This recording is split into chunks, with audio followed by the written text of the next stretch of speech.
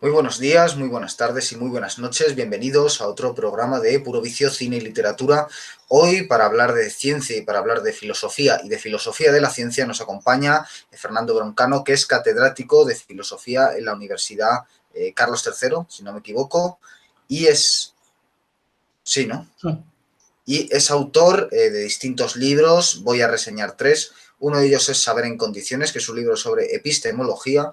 Otro es La melancolía del cyborg. Y su último libro, más reciente, que pueden ustedes encontrar ahora mismo en librerías, los otros seguramente también, pero este es el más reciente, Conocimiento expropiado, publicado en ACAL. Si te parece, Fernando, ¿qué es un poco el motivo de este libro? ¿Cuál es un poco, digamos, lo que querías tratar, evidentemente, como filósofo de la ciencia, en torno al conocimiento, que también es algo Sí, muy relacionado con la epistemología, porque epistemología pues no es lo mismo que, digamos, los opinólogos que tanto abundan hoy, que sería lo contrario? sí. Dos ideas fundamentales eran las que tenía en el libro. La primera, digamos, más general, orientada no a gente de filosofía, sino a cualquier persona y en particular también a gente que se dedica a la política, periodistas, a gente que le importa la cultura, ¿no? Tiene que ver con cuál es el lugar del conocimiento en nuestra sociedad y en una democracia. ¿Cómo circula el conocimiento? Es decir, la epistemología, que es al fin y al cabo el término técnico que le damos en filosofía al estudio del conocimiento, generalmente ha estado centrada más bien en comunidades muy pequeñas, en comunidades de filósofos muy especializadas, y nunca se ha planteado en qué medida una democracia funciona bien o mal dependiendo de cómo se reparte, cómo circula, cómo se transparenta, no se transparenta, qué grados de ignorancia hay en esa sociedad. En ese sentido,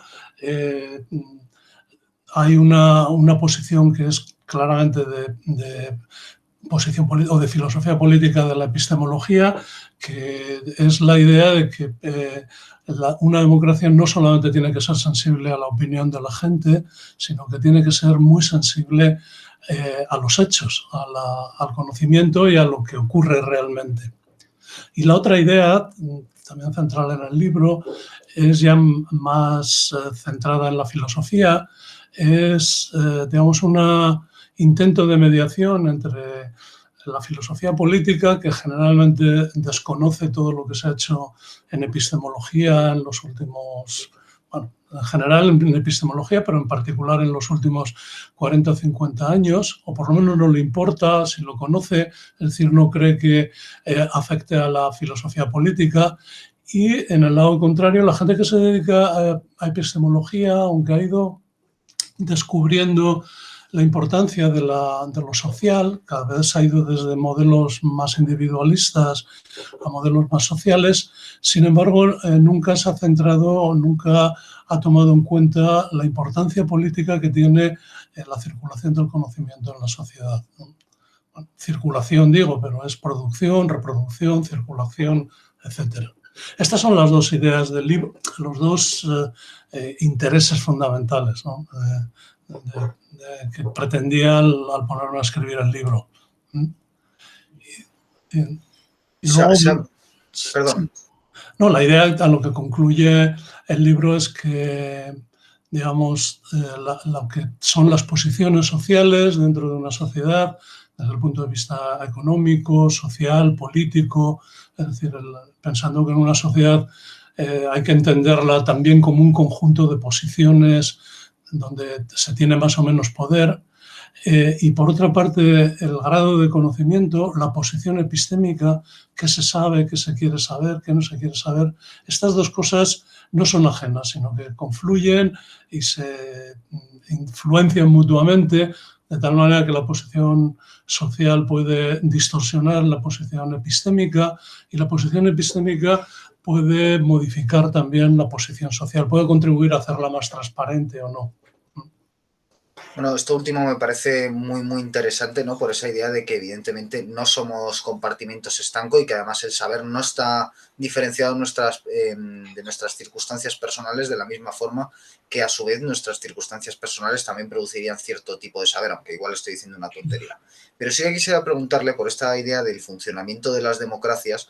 Muchas veces se habla de que del peligro de la democracia es lo que se puede llamar oclocracia, es decir, el gobierno de una muchedumbre, un término también un tanto despectivo, pero creo que la idea fundamental de esto sería que esa muchedumbre se mueve por motivos no racionales, por ese irracionalismo que algunos pensadores piensan que hoy en día es imperante.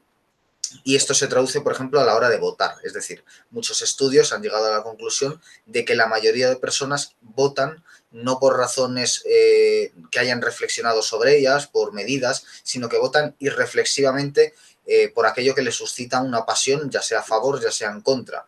Y quisiera un poco preguntarle, tanto por esto como por esa otra circunstancia que se habla mucho de ella en los medios de comunicación, que es la de los tecnócratas, es decir, ciertas medidas concretas que a la hora de votarse en referéndums, etcétera, pues muchas veces la opinión de la mayoría choca con la de los tecnócratas y digamos que entonces se genera, por un lado, una opinión, podríamos llamar, más elitista y por otra, una más demagoga, ¿no? La elitista dice que hay ciertas cuestiones que no deben someterse a voto y la demagoga dice que no, que el pueblo tiene que poder elegir todo.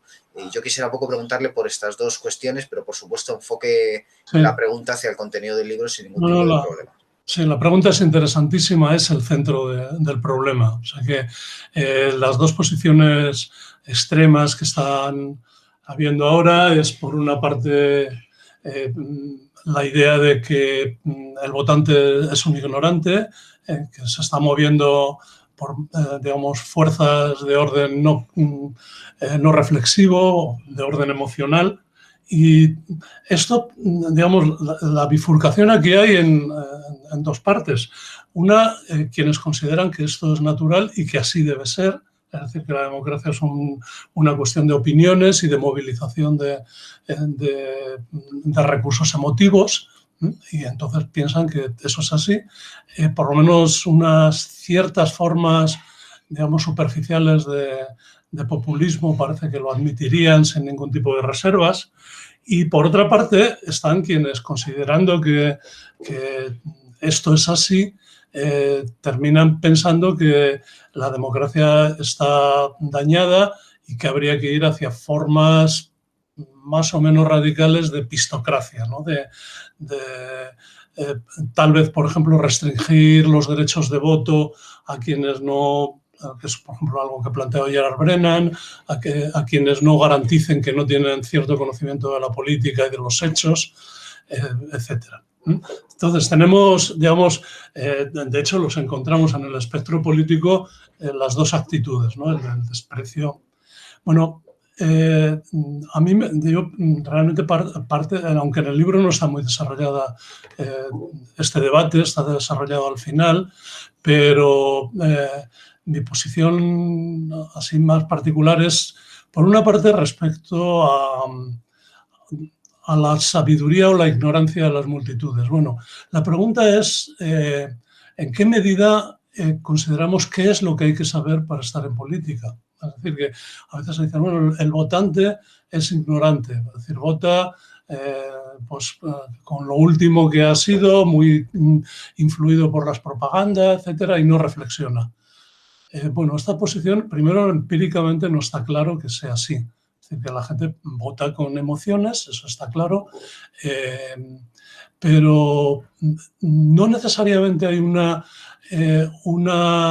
unión clara entre qué emociones tiene y cuál es su perspectiva del mundo. Muchas veces el voto es una posición estratégica que toma el votante en la medida que él sabe o tiene una perspectiva sobre las cosas, que piensa que tal o cual partido pues incide o lo representa o no lo representa. Es decir, que muchas veces la actitud reactiva está motivada por su propio conocimiento de su entorno, ¿no?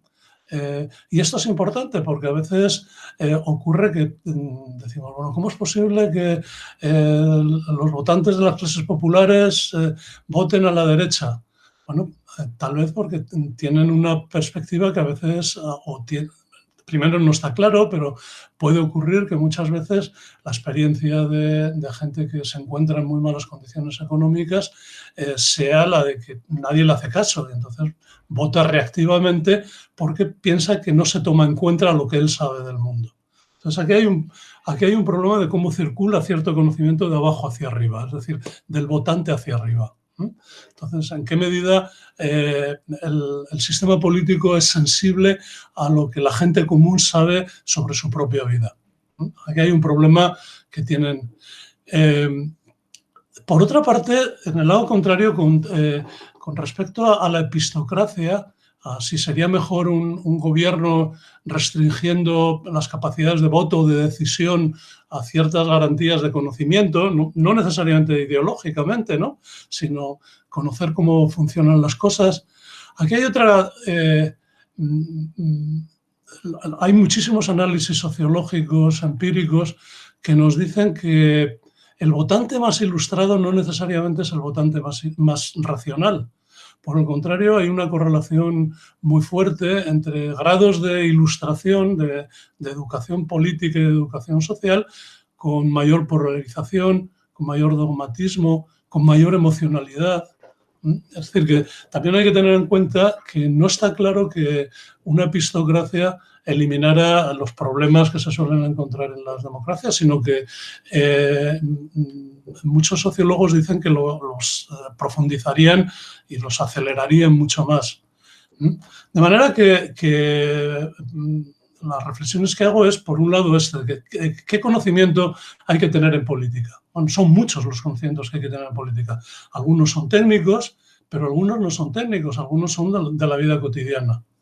Yo me apunto en el libro a la idea de la gente que defiende la democracia por razones puramente epistémicas, en las que dice que la diversidad de perspectivas, la tensión, la discusión, incluso la discusión muy emocional, siempre termina produciendo a medio plazo más sabiduría o decisiones más correctas que las sociedades más cerradas, más autoritarias, más orientadas hacia una misma línea, aunque fuera aparentemente más correcta con lo que respecta a algún tipo de hechos, ¿no?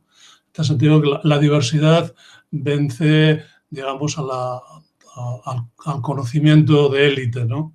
Que es también posiciones que están manteniendo bastante gente de filosofía política y epistemología a la vez. Esto más o menos sería la respuesta, que deja muchos interrogantes, por supuesto, pero un poco esta sería mi opinión al respecto. Claro, porque ahí estaba haciendo referencia a sociedad abierta, sociedad cerrada, la terminología de Popper que él usó para estudiar principalmente a Platón, luego también a Hegel y a Marx, pero sobre todo a Platón, que hay que recordar que Platón era ha sido el mayor partidario de una tradición que luego se ha continuado, que es la del gobierno de los filósofos, ¿no? Y en ese sentido también sería interesante ver por qué los filósofos son partidarios de un gobierno de filósofos, es decir, de que gobiernen ellos, ¿no? De esa tiranía de los filósofos, que no sería una tiranía, porque los filósofos serían aquellos que saben lo que es la verdad y nos encaminarían al resto hacia ella. Entonces yo, por un lado, quisiera preguntarle si podemos hablar de verdad en ciencia y, sobre todo, evidentemente hay una verdad en la que sí se puede hablar, que es aquello que está demostrado por el método científico, eso es una verdad, pero sobre todo de una verdad moral en ciencia. Esa sería un poco una pregunta. Y la otra pregunta es sobre los políticos de carrera, por decir de alguna forma, es decir, políticos que incluso los que no llegan a estudios superiores, pero también los que tienen estudios superiores, que enseguida se enganchan a la política y que realmente no tienen un conocimiento propio, es decir, no vienen de un campo especializado y aportan ese saber a la política, sino que su único saber supuesto es el saber político y, sin embargo, se ven constantemente abocados a tomar decisiones, porque, por ejemplo, con la crisis de la pandemia sanitaria se ha hablado mucho de si los políticos eran aquellos que tenían que tomar las decisiones cuando muchas veces los sanitarios daban otras ideas. Entonces, por un lado, esa idea de, bueno, si quiere primero responder al tema político para darle un poco más de continuidad a lo que venía comentando, y luego se parece esta idea de si se puede hablar de verdad moral, de ciencia del bien y ciencia del mal, parafraseando el título del libro de Javier Echevarría. Sí.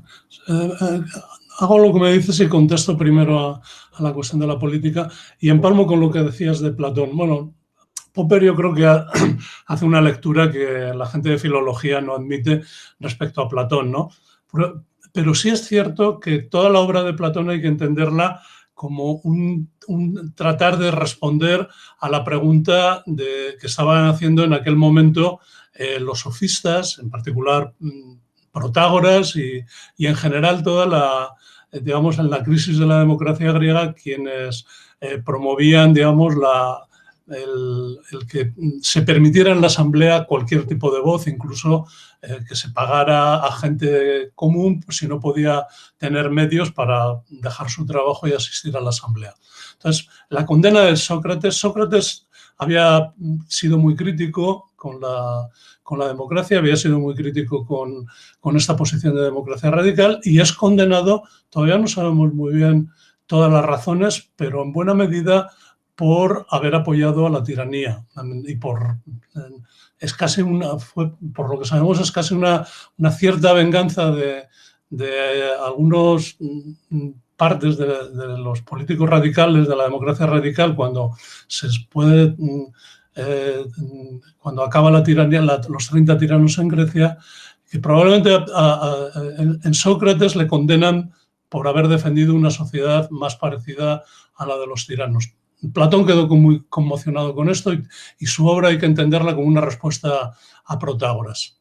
Por un lado está el problema de las decisiones tienen que ser justas y tienen que ser democráticas y ambas cosas parecen estar una en contra de otra. Entonces Platón promovía más bien esta idea de una jerarquía de posiciones, cada uno de acuerdo a sus funciones y a sus capacidades. Y con esto ya vamos a lo que planteabas tú, que tiene que ver con el conocimiento en la política tiene que ser un conocimiento especializado en ámbitos de la sociedad, por ejemplo, en economía, en medicina, en salud pública, en medio ambiente, en educación, en seguridad, en todo lo que son los grandes problemas de la política. Si eso es así, al político a quien ejerce profesionalmente la política, se le debería de exigir una cierta competencia en estos terrenos. Esta es una posibilidad. La otra posibilidad es quizás el conocimiento de un tipo de zona especializada de la realidad no garantiza que conozcas la complejidad de lo que es una decisión política, es decir, por ejemplo, qué tiene que ver una actitud ante una medida de sanitaria, cómo puede producir efectos, por ejemplo, en la estructura de la sociedad, en el cambio de la sociedad. Entonces, sin querer defender de una manera así radical al político no especializado, pero sí hay que tener en cuenta que la gente que se dedica a la política, no todo el mundo, pero también es verdad que tienen cierto conocimiento de la complejidad de lo que son las acciones. Es decir, pueden tomar una medida, imaginemos, de un confinamiento radical, pero tienen que saber que eso puede tener problemas de radicalización, por ejemplo, como ha ocurrido en Madrid, de radicalización emocional y problemas de salud, problemas económicos, etcétera. Entonces, en algún sentido, el político, esto es lo que le hace la política, lo que hace tan complicada y al mismo tiempo tan apasionante el conocimiento estricto de la política, que es un conocimiento, a veces es muy intuitivo, de la complejidad de las medidas. Es decir, la gente que son políticos responsables, que tienen cierto conocimiento, saben que cualquier decisión puede tener efectos en zonas muy colaterales. Esto plantea un problema justamente el de los aparatos de los partidos, se convierten en élites, se convierten en pequeñas oligarquías y claro, son problemas que amenazan a la democracia y que la democracia tiene que encontrar medios de contrapesar, digamos, estos aparatos. Tiene que... José Luis Moreno Pestaña, que acaba de publicar un libro que se llama Los pocos y los mejores, trata este problema y él define la democracia como una permanente tensión contra la oligarquía, incluida la oligarquía de los políticos. Entonces él piensa que, y yo estoy muy de acuerdo, en que las democracias deben de articular medios de control oligárquico, incluido el control oligárquico del propio aparato institucional de representación. ¿Cómo? Bueno, esta sea otra cuestión diferente. Con respecto a lo que planteas respecto a la verdad y la relación con verdad moral, verdad de hecho, Quine, un filósofo, un lógico y filósofo norteamericano muy importante del siglo pasado, definía la ciencia como la ingeniería de la verdad. Él decía que lo que hay que considerar es que la ciencia, digamos, es como una especie de práctica cuyo resultado es producir creencias máximamente verdaderas. O sea, tiene que ver con las capacidades que tenemos, digamos, probabilísticas de alcanzar un resultado mejor que otro con respecto a la verdad, la correspondencia con los hechos, bueno, lo que queramos, como queramos definir la verdad. En ese sentido, la superioridad de la ciencia no es otra que la superioridad de los controles internos que tiene, que es una tarea colectiva en la que todo el mundo está controlando a todo el mundo, el que hay mucho conocimiento ya acumulado que produce nuevo conocimiento. En ese sentido es como un saber artesano, si quieres ingenieril, que da más capacidades de acierto que, por ejemplo, pues echar las cartas o mirar las estrellas o las intuiciones que uno puede tener mirando en Internet, ¿no? En ese sentido, la simetría está muy bien establecida porque, bueno, es más difícil que se equivoquen 10.000 personas que están en los laboratorios que alguien que diga, pues yo pienso de que no sé qué tal. En ese sentido es como más... la base de la superioridad de la ciencia se explica muy bien porque hay mucha más gente trabajando y lo hacen colectivamente, ¿no? Y con muchos controles de calidad. En ese sentido, pues se parece a la diferencia que puede haber entre el conocimiento ingenieril especializado y alguien que se pone a construir una casa sin saber, ¿no? Esto sería con respecto a las capacidades de producir con cierta probabilidad más aciertos que sin ellas. Con respecto a las verdades morales, si es que hay tal cosa como verdades morales, tienen que ver... Aquí me parece que la ciencia está en una situación muy simétrica con otras instancias sociales. Es decir, el conocimiento moral, desde mi punto de vista, tiene que ver con el descubrimiento de cosas que no queremos que vuelvan a ocurrir. Posiciones más bien negativistas, es decir, la moral avanza no porque vayamos formulando valores cada vez superiores, sino porque vamos descubriendo cosas que están mal y vamos descubriendo daños en el mundo, en la sociedad, en la historia que no queremos que vuelvan. En ese sentido puede haber, digamos, verdades morales en estas formulaciones que se asumen colectivamente como nunca más. Que nunca vuelva a haber otra vez un holocausto o cuestiones como las matanzas estalinistas o como todas estas desgracias que hemos visto en el siglo pasado. Ahí hay una verdad moral, en el sentido de que no queremos que estas cosas vuelvan. Y aquí yo creo que la ciencia está a la par con otras instancias, porque ella misma debe descubrir sus propias verdades morales, es decir, en qué medida hay conocimiento que es peligroso, hay conocimiento que se tiene que descubrir los propios límites del conocimiento, en qué medida tiene que autocontrolarse o abrirse a un control social, ¿no? Con respecto a las... Estoy pensando en las fronteras que tenemos hoy, por ejemplo, ingeniería genética, inteligencia artificial, etcétera, ¿no?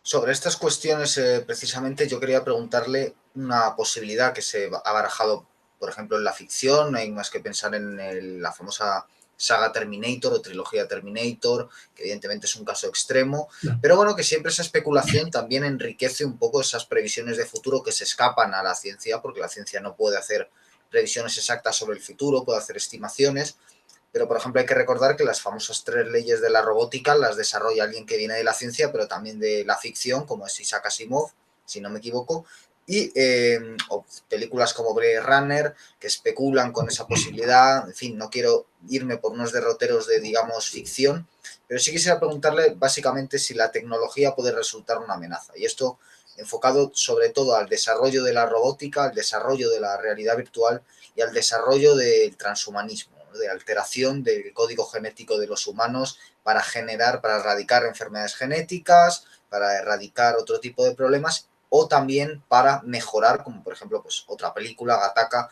para mejorar a los propios seres humanos. ¿Podemos considerar como una de las mayores amenazas que atentan contra el ser humano, en la que por supuesto también estaría el ser humano a la tecnología? Bueno, estos escenarios distópicos tipo Terminator son muy interesantes porque abren preguntas.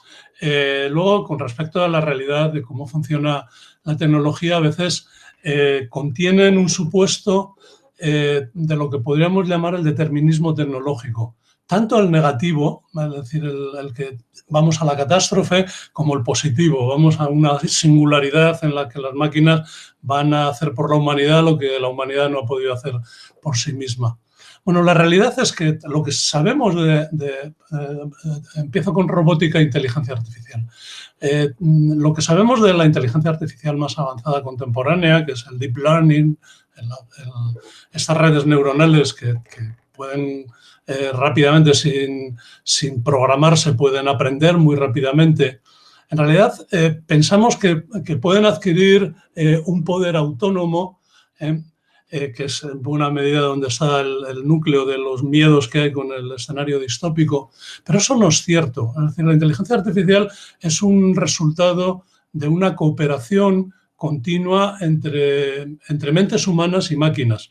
Es decir, las inteligencias artificiales, y ya lo digo, estos seres nuevos que hay, tanto sean robots físicos como seres, como agentes autónomos virtuales, no funcionan sin entrenamiento. Es decir, el entrenamiento, las redes neuronales que contienen no funcionarían si no tienen entrenadores, que son ingenieros que les suministran enormes cantidades de datos, pero les suministran también correcciones de cuándo se equivocan y cuándo no se equivocan. Sin eso no habría inteligencia artificial. De tal manera que lo que tenemos realmente, y esto es algo que hay que repetir muchas veces, es un híbrido de inteligencia artificial y humana. Un robot repite toda la conquista del conocimiento de la humanidad y él mismo es un resultado de la hibridación. Es decir, el escenario futuro me parece que es menos Terminator que Robocop, por decirlo de alguna manera. Es decir, seres, bueno, esto es lo que trataba yo en la idea del cyborg, ¿no? Una cooperación o una integración cada vez mayor entre inteligencia humana e inteligencia artificial. Esto es bueno y malo, en el sentido de que el mundo no va a funcionar sin la cooperación de las máquinas, pero las máquinas no van a funcionar sin la cooperación de las mentes humanas. Y esto nos hace repartir las responsabilidades, y aquí tenemos todo un desafío moral y ético para ir poniendo o autoponiéndonos, autoelaborando pues, límites y nuevos códigos, nuevas prácticas, Con respecto al mejoramiento humano, también hay que distinguir mucho, porque el mejoramiento humano lo que plantea es una reforma radical de la medicina desde el punto de vista de que ha estado ahora, digamos, orientada hacia la terapia y hacia el mantenimiento de lo que es nuestra dotación biológica, hacia la transgresión, la trascendencia de la dotación biológica. Es decir, construir cuerpos que vayan más allá de lo que más o menos es esta mezcla de biología, cultura y sociedad que tenemos ahora. Aquí yo creo que también hay que plantearlo con mucha delicadeza y con mucho cuidado, y la discusión no puede ser sí o no. Hay mucha gente que dice que cualquier intervención, por ejemplo, en las líneas germinales es mala, y está, por otra parte, la posición liberal, que es cada padre puede ser libre para tomar sus decisiones con cómo quiere el color de ojos de su hijo. Bueno, entre estas dos posiciones yo creo que hay un espectro mucho más razonable y racional de medidas, es decir, vamos a pensar con cuidado cuáles pueden ser los efectos tanto sobre las generaciones futuras de las decisiones tecnológicas que tomemos ahora, como sobre nuestras propias sociedades. Por ejemplo, peligros que tiene sin más la ingeniería genética es posiblemente crear una sociedad mucho más dual y mucho más desigual que la actual, en el sentido que haya, digamos, gente que pueda permitirse pagar terapias para aumentar su esperanza de vida a los 150 años y gente que siga muriendo, tenga una esperanza de vida de 40 o 50 años. Entonces, en ese sentido hay que medir con mucho cuidado y hay que empezar a trabajar sobre estos escenarios, ¿no?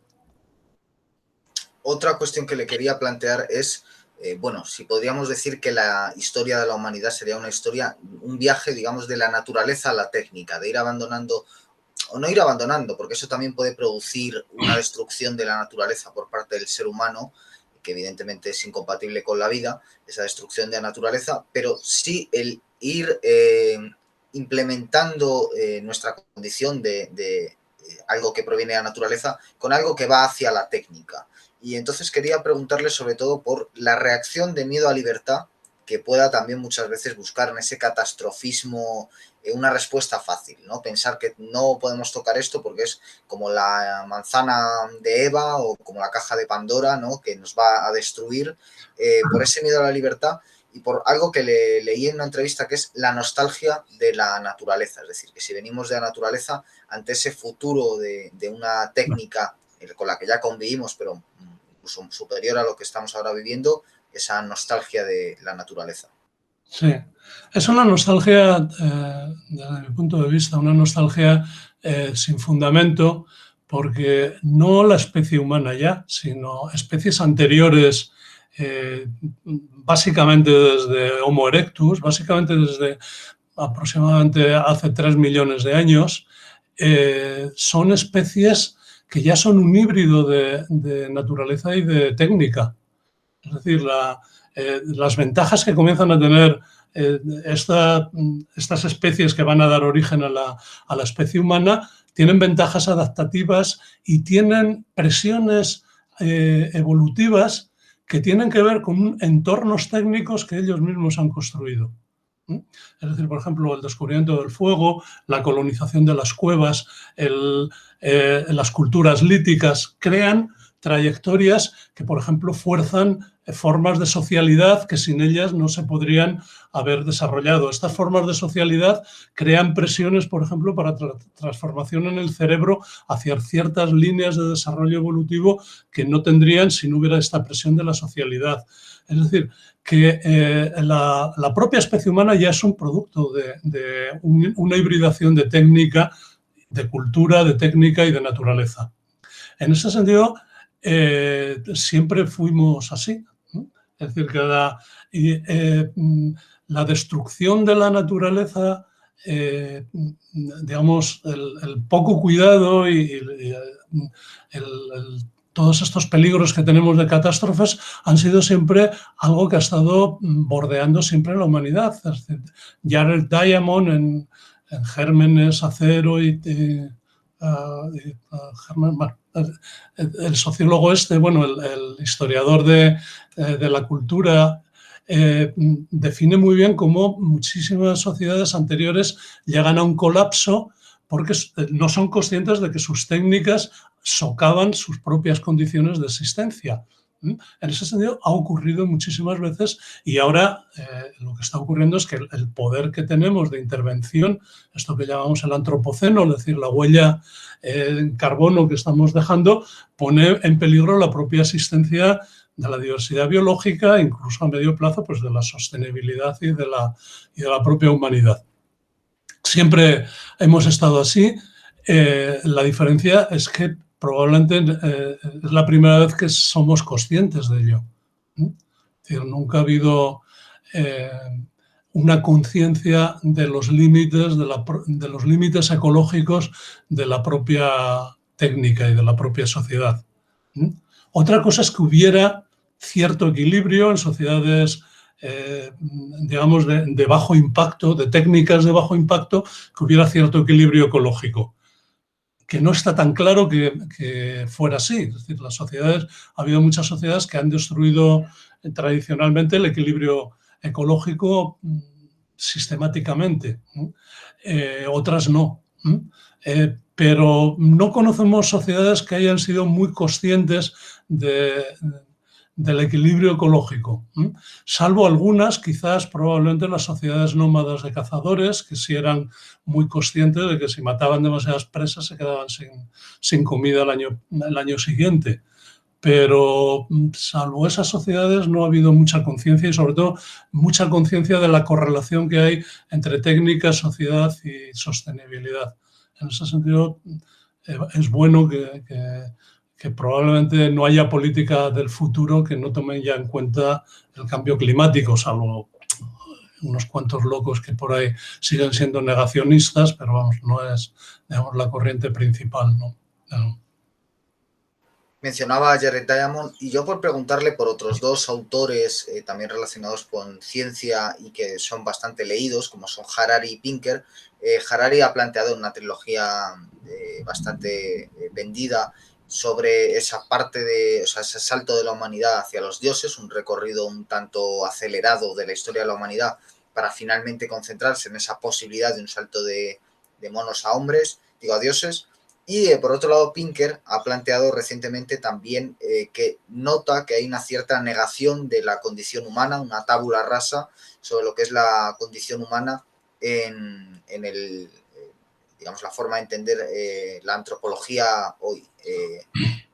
¿Qué le merecen estas dos opiniones que son que generan bastante? Le pregunto sobre todo porque son dos ideas que generan controversia. Me preguntas por dos autores que no me resultan muy simpáticos. Harari me parece que es un historiador que hace unas generalizaciones tremendas, ¿no? Y que yo creo que banaliza muchísimos problemas, mucha complejidad, y yo creo que su afán por vender libros, digamos, por hacerse entender y ser divulgativo, le lleva a hacer afirmaciones de este tipo que me parecen para nada fundamentadas. O sea, yo creo que Harari tiene frases ingeniosas y tiene algunos análisis interesantes que hay que tomar en cuenta y que yo creo que son del dominio también, que ya estaban antes de Harari puestos. Lo que pasa es que él tiene esta habilidad de ponerlos en grandes relatos, ¿no?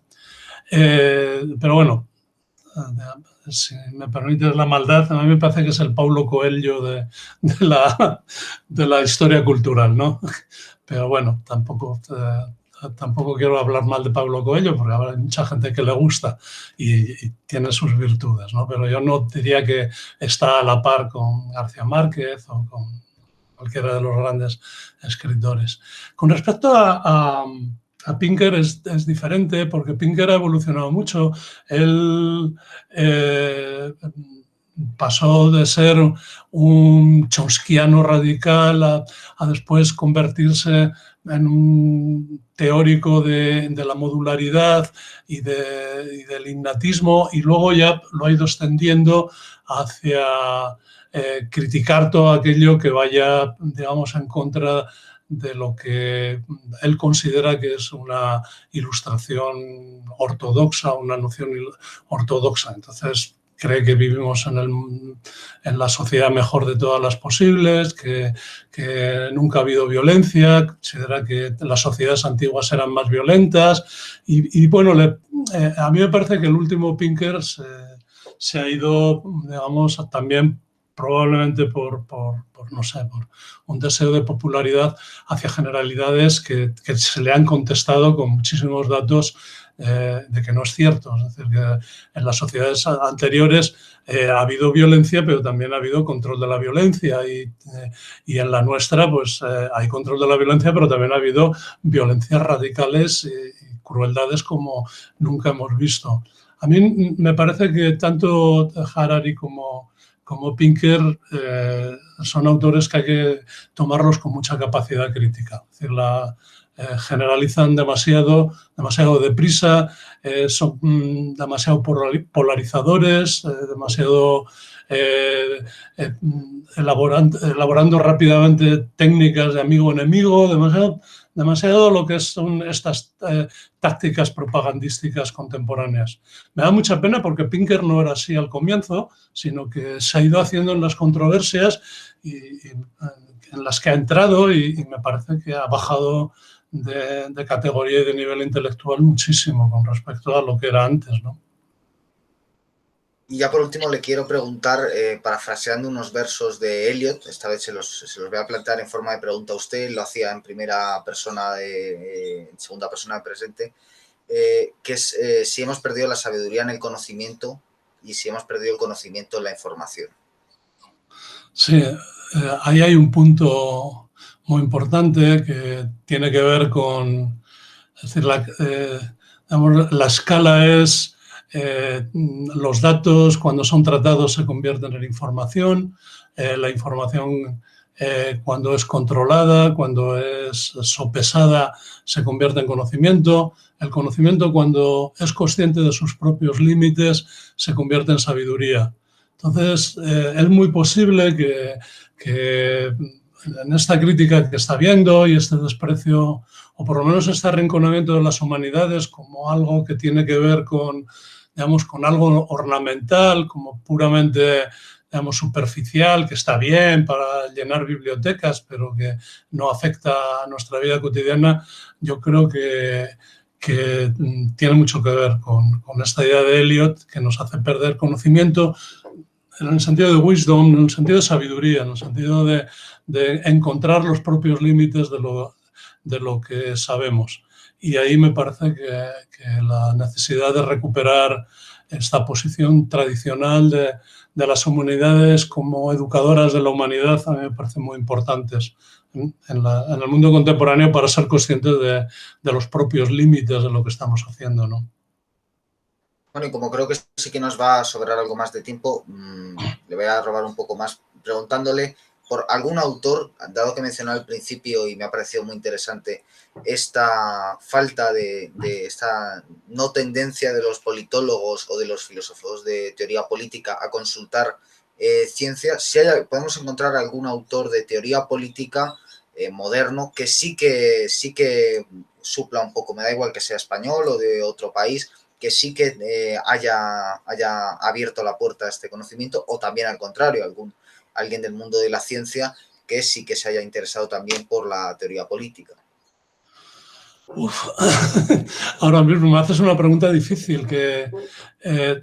Yo creo que en teoría política hay ahora muchísima controversia con respecto a cómo funciona el conocimiento. Es decir, el debate sobre la epistocracia yo creo que ha alertado a muchísima gente dentro de filosofía política y hay muchísimos. Yo te diría, por ejemplo, Helen Landemore, me parece muy interesante, Wendy Brown, son teóricas que se abren a la mezcla de epistemología y de filosofía política. Desde el campo del conocimiento experto, del conocimiento científico, ahí es más complicado porque claro, hay que pensar en qué ámbitos. Ahí ya tendríamos que ir probablemente a debates ya particulares. O sea, yo creo que, por ejemplo, no autores, pero sí, por ejemplo, ya las comunidades científicas. La pandemia, por ejemplo, ha sido un momento en el que casi todas las revistas científicas, por ejemplo, The Lancet, ha sido muy interesante todo el esfuerzo que ha hecho en abrirse a la complejidad de la política. Es decir, donde antes era solamente una de las grandes revistas de medicina, de pronto se ha convertido, ha abierto sus campos y se ha convertido en Nature también, a debates directamente de orden político, de cómo gestionar la pandemia. Podríamos ir recorriendo cómo diversas ciencias van abriéndose cada vez más hacia el conocimiento de sus propios límites y el conocimiento en la sociedad. Ya autores en particular ya no te podría citar ahora, tendremos que ir viendo por partes, ¿no? Pues un autor que sí queda recomendado es, por supuesto, el libro Conocimiento Expropiado de Fernando Broncano. Muchas gracias por esta entrevista, por habernos dado esta lección sobre diversos temas que a mí desde luego me ha descubierto muchas cosas y que como son temas en los que muchas veces la gente tampoco sabe muy bien, ¿no? Ve una película, se asusta, no sabes muy bien qué pensar sobre ciertos temas, nos van a destruir los robots o lo que sea, y acabas cayendo pues no en Harari, que dentro que cabe pues tiene cierto algo de calidad, sino en cualquier bloguero furibundo. Entonces esperemos que este vídeo haya servido para por lo menos limpiar algunas de esas ideas, y para quien quiera más información pues ya sabes, lee Conocimiento Expropiado y sin duda descubrirá esa relación entre política y ciencia que yo creo que es más que necesaria. No sé si quiere añadir alguna última cosa. Nada, muchísimas gracias por invitarme a este foro. Así que nada, muy bien. Bueno, pues muchas gracias a Fernando Broncano, muchas gracias por supuesto a nuestros espectadores y volvemos pronto en Puro Vicio Cine y Literatura con más programas. Hasta pronto.